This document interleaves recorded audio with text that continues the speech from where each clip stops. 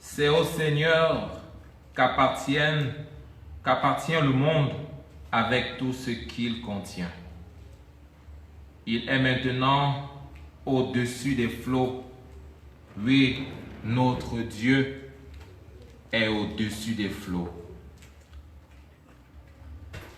C'est lui qui nous accueille. C'est lui qui nous a invités.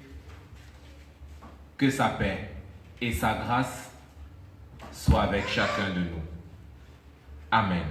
Chantons ensemble le numéro 8, juste la première strophe.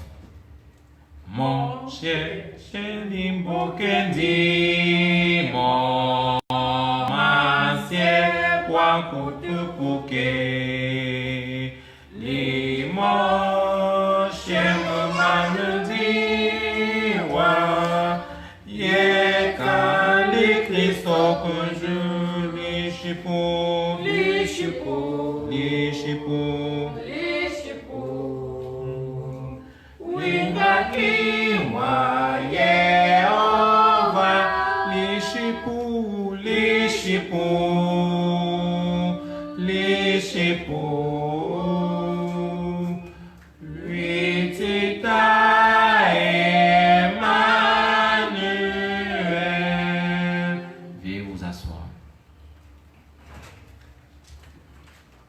Assis, adorons notre Dieu.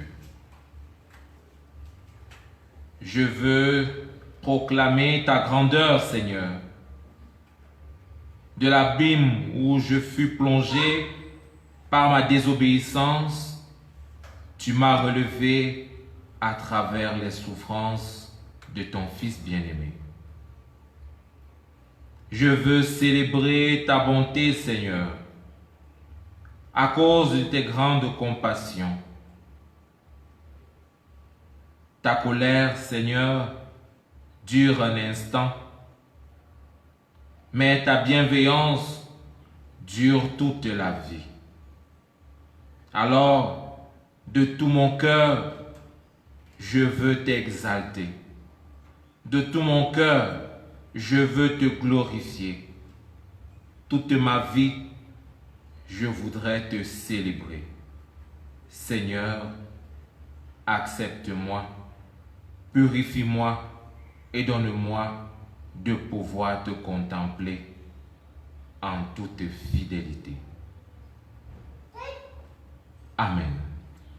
Chantons ensemble le 194 de notre recueil en langue bamou. Tita yenia ute pashu yana mate gesha tita yu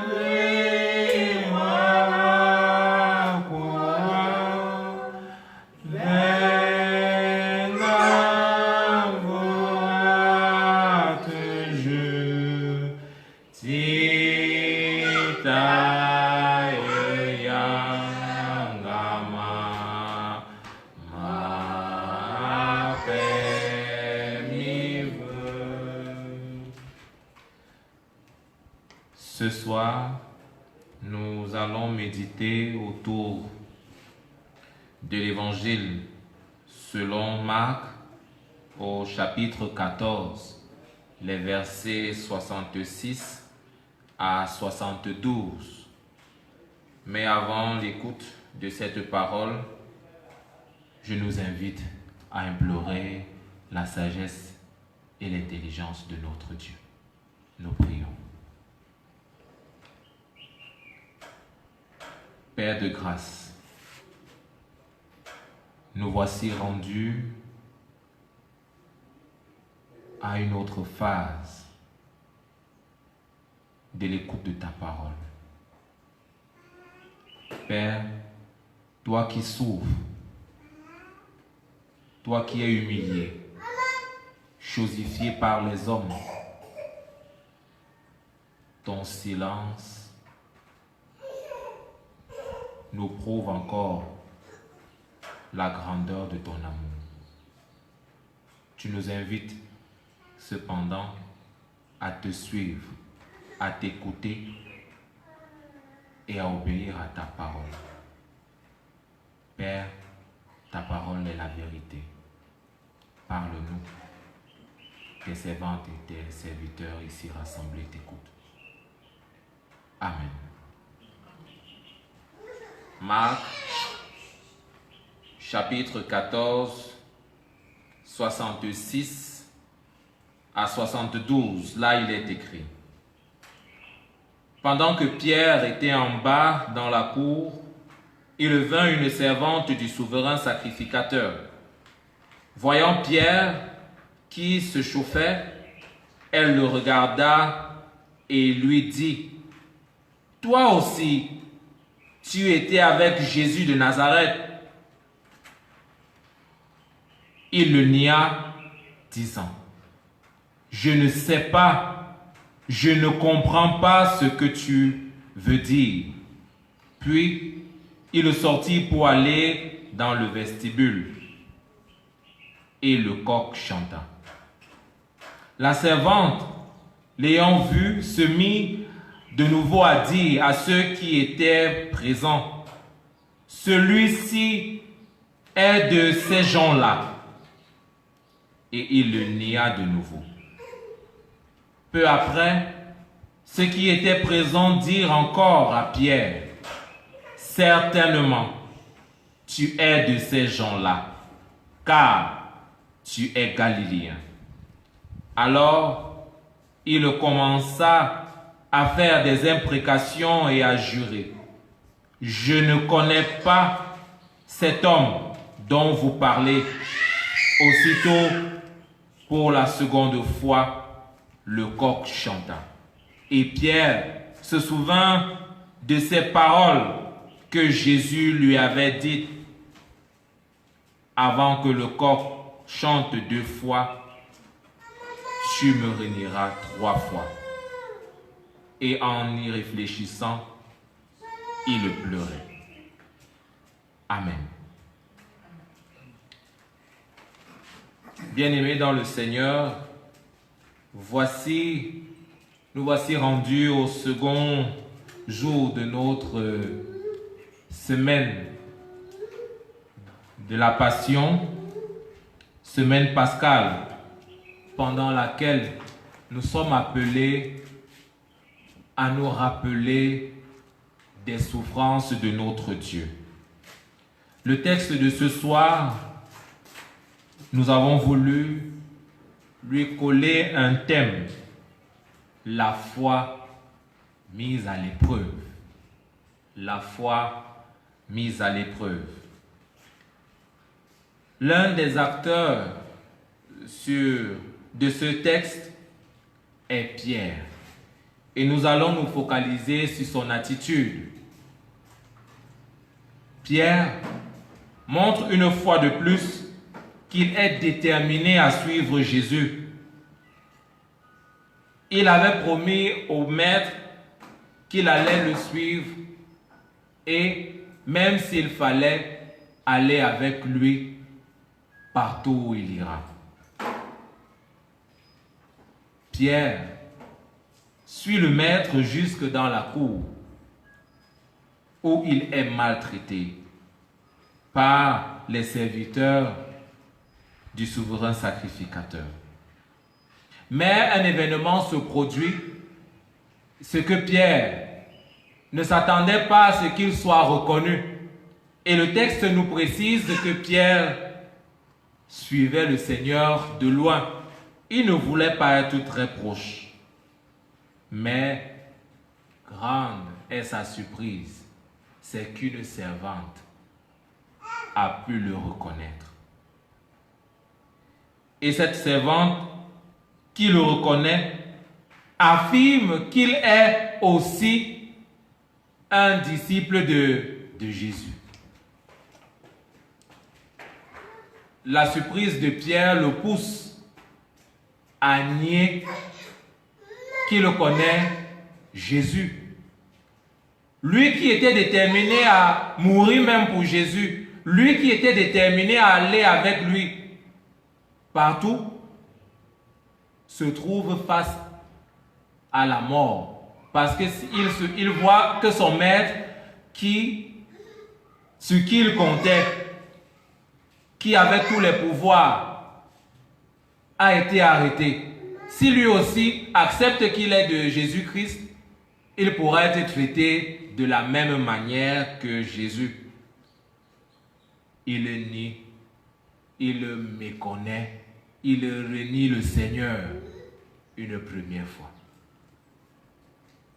Face à la mort, parfois nous aussi nous tremblons. Face aux multiples dangers, on se met à oublier même que nous sommes des chrétiens. Une seconde fois, la femme dit alors à tous ceux qui étaient présents qu'elle reconnaît Pierre. Cette fois encore, Pierre affirme ne pas connaître Jésus. Il est mentionné dans le texte de Marc qu'après la première fois, et ça c'est une particularité de Marc, c'est que après le premier reniement de Pierre, le coq chanta. Les autres évangiles ne nous précisent pas que le coq chanta une première fois. On va simplement nous dire, que ce soit dans Matthieu, dans Luc et dans Jean, que le coq chanta la deuxième fois. Mais Marc met l'emphase sur ce que le coq a chanté d'abord la première fois. La deuxième fois du reniement de Pierre, il croit que c'est terminé. Les disciples, les serviteurs du souverain sacrificateur affirment encore que oui, tu es galiléen, on te reconnaît.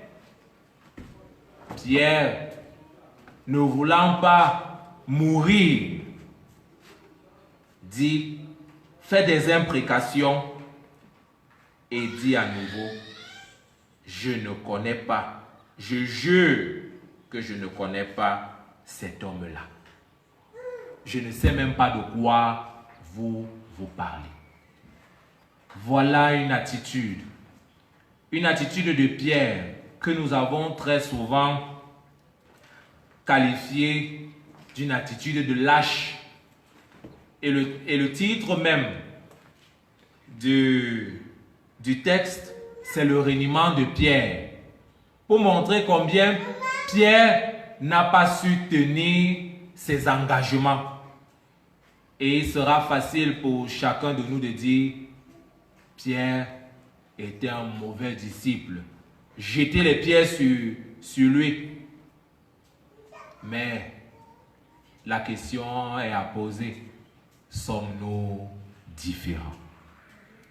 Sommes-nous différents de Pierre? Est-ce qu'au jour le jour, dans notre façon de vivre, dans notre façon de faire, que ce soit dans nos lieux de service où nous sommes appelés à servir les usagers, est-ce que nous ne régnons pas Pierre? Lorsque, pour un service le plus simple, nous réclamons que nous soyons rémunérés alors que nous avons déjà notre dû. La corruption est devenue monnaie courante dans les bureaux. Voilà une autre forme de reniement de notre Dieu. Une autre forme de reniement du Seigneur Jésus. Dans les marchés et les centres commerciaux, cela devient davantage grave. La petite vendeuse d'arachides ou de maïs va aussi taper le fond de la boîte pour que les clients ne puissent pas s'imaginer qu'elle a tronqué. Elle a faussé la boîte. Voilà une autre forme de reniement de Jésus. Les balances sont faussées. Le métrage est tronqué. Nous avançons avec duplicité. Nous disons que nous aimons les uns et les autres et pourtant, dans notre attitude au quotidien, ce n'est pas ce que nous disons. Voilà une autre forme de reniement. Frères et sœurs dans le Seigneur, le reniement de Pierre nous concerne aussi et nous fait comprendre que lorsque nous prenons des engagements qui sont parfois animés par des pulsions charnelles ou émotionnelles, nous devons cependant savoir que nous sommes faibles, que de nos propres forces, nous ne pouvons pas arriver. Oui, nous pouvons bien dire que nous sommes chrétiens, affirmer, taper la poitrine, nous venons à l'église le dimanche, mais nous ne pouvons même pas, à une heure bien précise, nous arrêter aussi pour prier notre Dieu.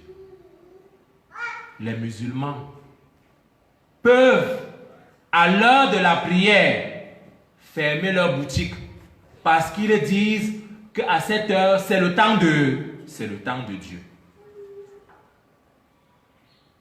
Si l'heure de notre prière arrive et qu'on voit un client qui veut prendre une marchandise d'un prix très élevé, on va dire que Seigneur, attends d'abord, je vais gagner le client. S'il part, je ne suis pas sûr que j'aurai la recette du jour. À ce moment-là, nous sommes aussi en train de régner Dieu. Si on nous appelle à parler de Jésus, à parler de notre Seigneur, à ceux qui ne le connaissent pas, comme nous taxons souvent les autres des témoins de Jéhovah, ils n'ont pas honte de leur Jéhovah. Ils n'ont pas honte de lui. Nous avons souvent honte de dire que nous sommes chrétiens dans les lieux publics. Nos collègues, les membres de notre famille, peuvent-ils nous distinguer des autres?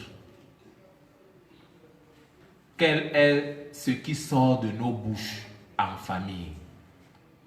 Sommes-nous de ceux qui apportent la réconciliation, qui apportent la paix, qui apportent l'amour dans la société, ou de ceux qui divisent?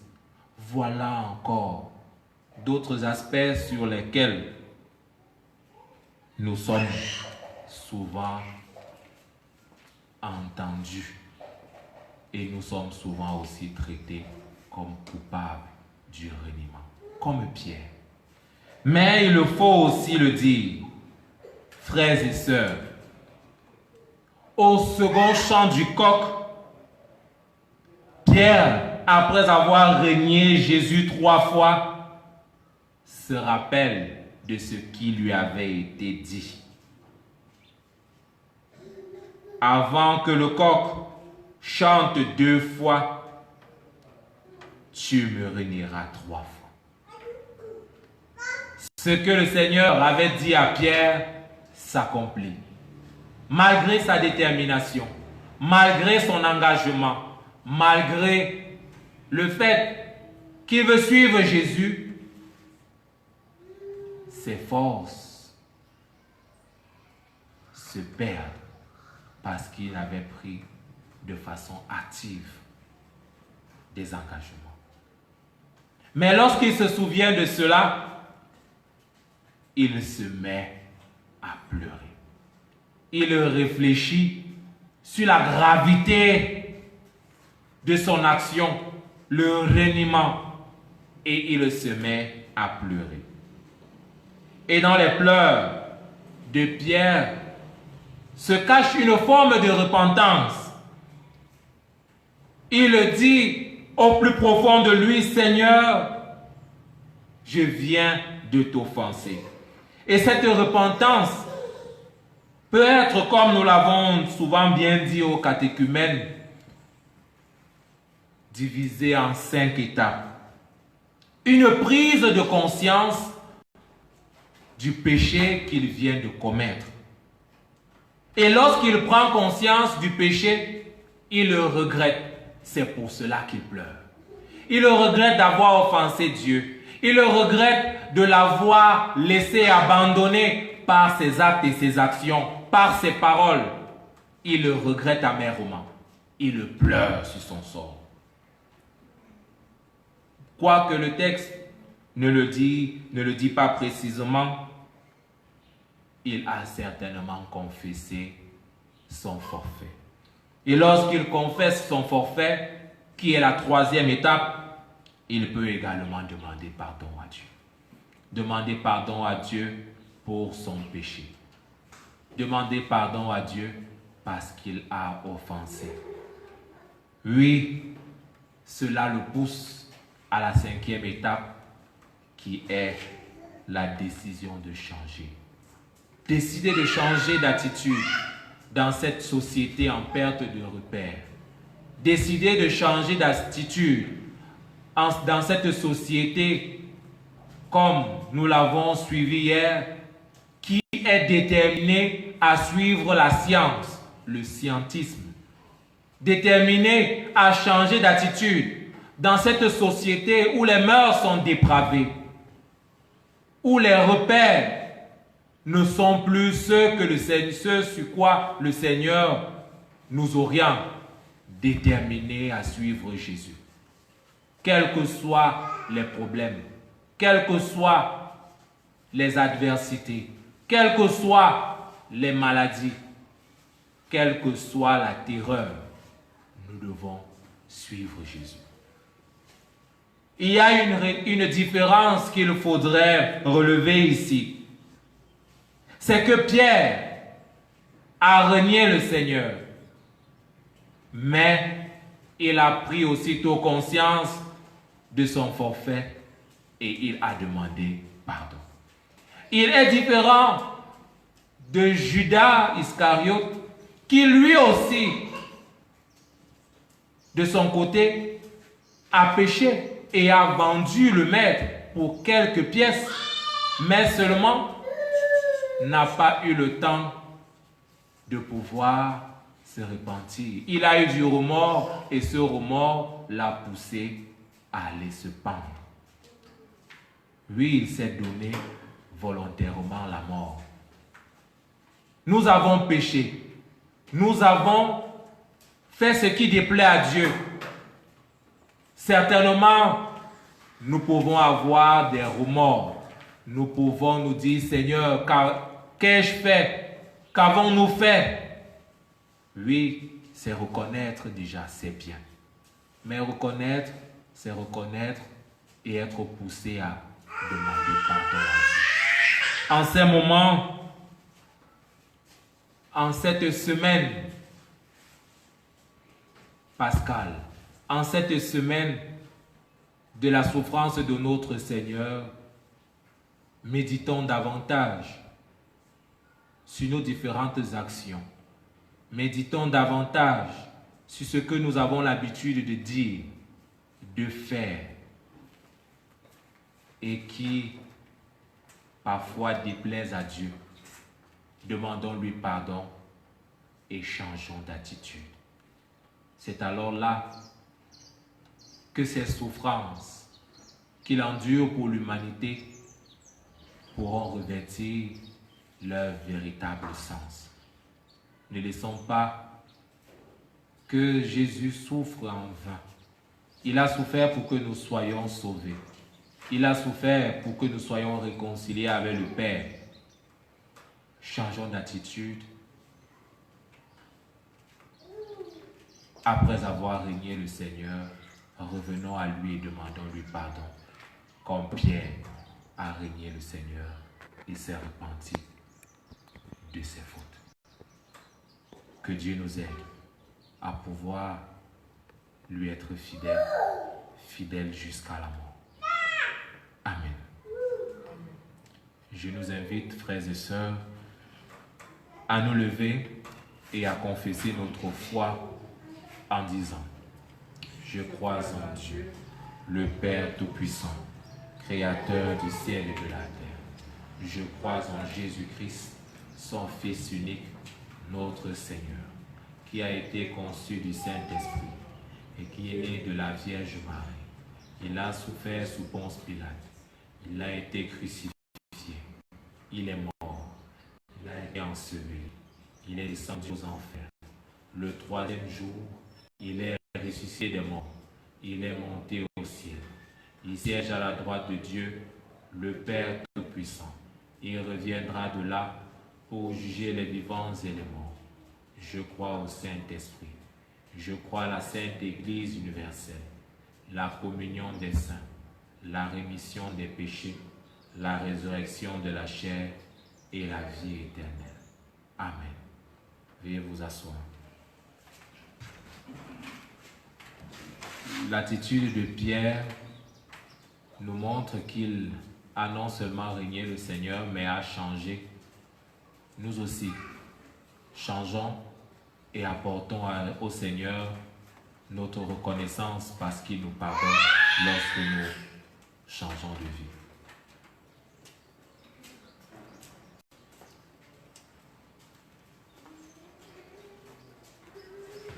Rimboasonja Jesu Christo.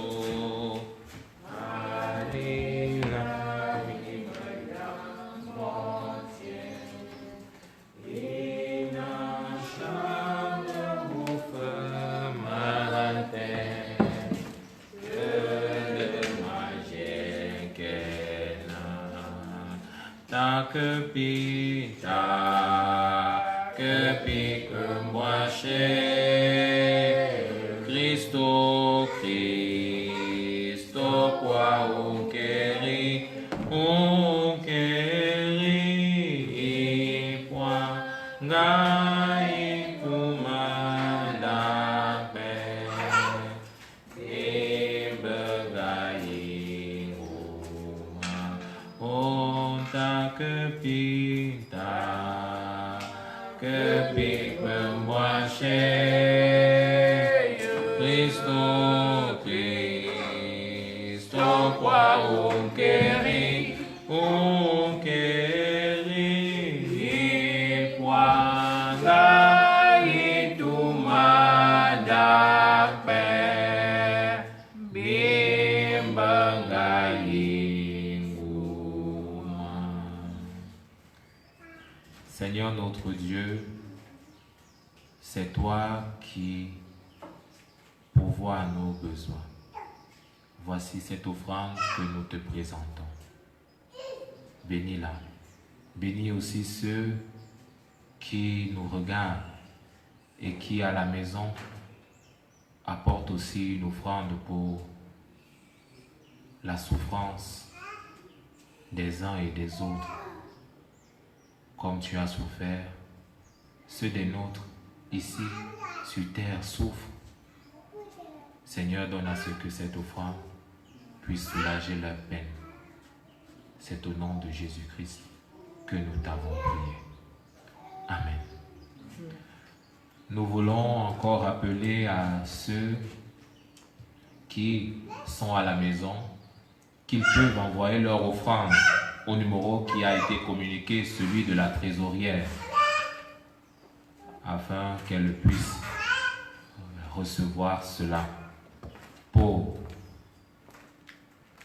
soulager les peines de nos frères et sœurs qui souffrent. Et nous avons dit que c'est le panier de la souffrance.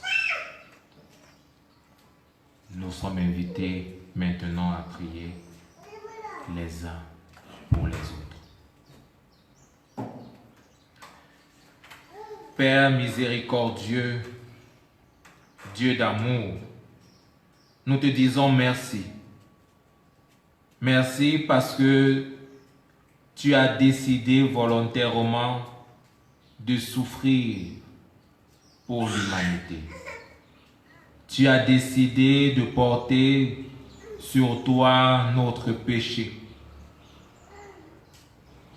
Tu nous invites à te suivre en toute fidélité. Mais il arrive, Seigneur, que dans notre marche, dans notre parcours, nous relâchons dans notre engagement. Oui, Seigneur, il nous arrive de te régner par nos actes, par nos paroles, par notre attitude. Oui, Seigneur, nous n'avons pas toujours été fidèles. Mais tu nous invites également à nous repentir, à te demander pardon et d'être réconciliés avec le Père. Seigneur, viens et aide-nous. Viens et fortifie nos membres. Viens et donne-nous la foi. Viens et donne-nous de ton esprit qui saura nous guider et nous rendre forts, de ne pas perdre courage, de ne pas relâcher dans notre engagement lorsque nous sommes face aux difficultés, lorsque des personnes peuvent nous interroger sur notre foi. Oui, Seigneur, donne-nous d'affirmer notre engagement de te suivre, quelles que soient les difficultés.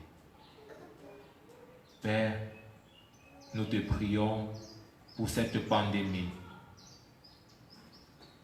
qui prend davantage de l'ampleur, guérit davantage ceux qui sont touchés dans le monde et dans notre pays en particulier. Nous voulons même déjà te rendre grâce de ce que les médias nous informent d'un nombre de personnes qui ont été guéries, 60 déjà au total. Seigneur, nous te remercions pour cela. Et nous voulons encore te demander de fortifier ces médecins, ces agents de santé qui se donnent corps et âme jour après jour pour apporter la vie, pour redonner l'espoir, pour redonner la guérison. Bien plus, Seigneur, c'est toi qui guéris. Nous te confions cela, qui ne ménage aucun effort pour que tes enfants puissent demeurer confiants, demeurer en santé, en prenant des mesures adéquates pour reculer l'avancée de cette pandémie. Seigneur, donne à nos gouvernants de pouvoir être davantage inspirés par toi. Ô notre Dieu, pendant ce temps où toute l'humanité est secouée par cette maladie, donne-nous aussi de prendre conscience de ce qui a une maladie plus dévastatrice que ce virus du corona. C'est le péché. Donne-nous de nous en séparer. Toi, le médecin de l'âme, guéris. Guéris-nous et donne-nous de te servir maintenant et pour toujours. Amen. Notre Père qui es aux cieux, que ton nom soit sanctifié, que ton règne vienne, que ta volonté soit faite sur la terre comme au ciel. Donne-nous aujourd'hui notre pain de ce jour. Pardonne-nous nos offenses, comme nous pardonnons aussi à ceux qui nous ont offensés. Et ne nous soumets pas à la tentation, mais délivre-nous du mal.